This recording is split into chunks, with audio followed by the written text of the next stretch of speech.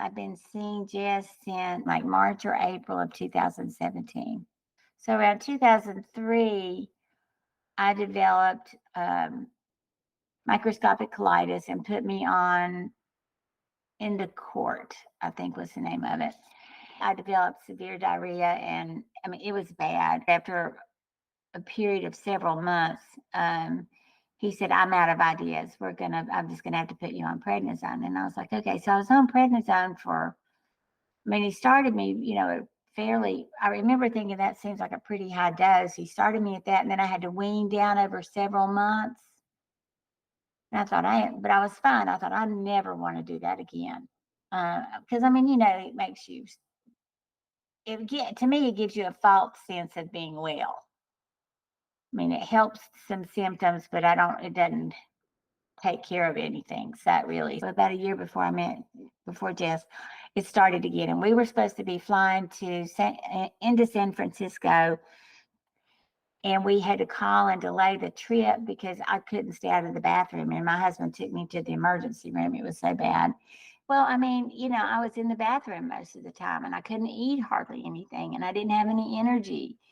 And I'd lost 10 or 15 pounds in like 6 or 8 months. I mean, it was really it was really detrimental to my life. Yeah. I think. Yeah. Our son had told my husband that he had come out right before I started working with her. And he said, Dad, if this person doesn't work, you're going to have to put her in the hospital or something. He said, Mom looks awful. And I'd lost so much weight.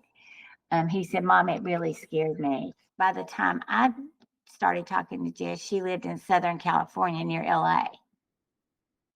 So, she spent a long time talking to me on the phone, trying to get, everything straightened out. And she said, if you're going to do this, she said, you've got to commit to this. You've got to do what I tell you, and communicating with me and keep this log. And I said, I don't care. I'm going to do anything to keep from going on steroids.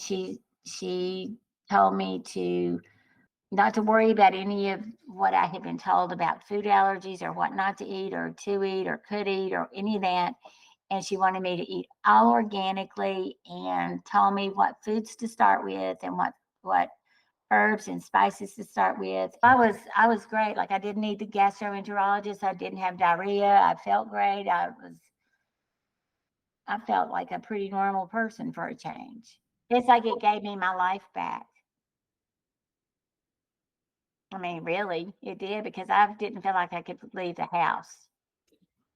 Wow. And it taught me how to take better care of myself. What I tell them is that if you're going to call her, make sure you're serious about this, because you have to be open-minded and dedicated enough to change maybe everything that you think about how and when and where and all that to eat and drink.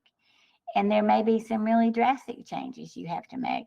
When you say, like, a doctor will say, how are you feeling? You'll say, well, pretty good. I'm okay. And they'll say, oh, well, good. And Jess will say, well, she asks you more questions. Well, have you noticed anything after you eat or before you eat or when you go to the bathroom? Or, she asks you more digging questions about your bowel movements and all that stuff. That's more digging, down to earth, practical, real life questions, I guess is the way to put it.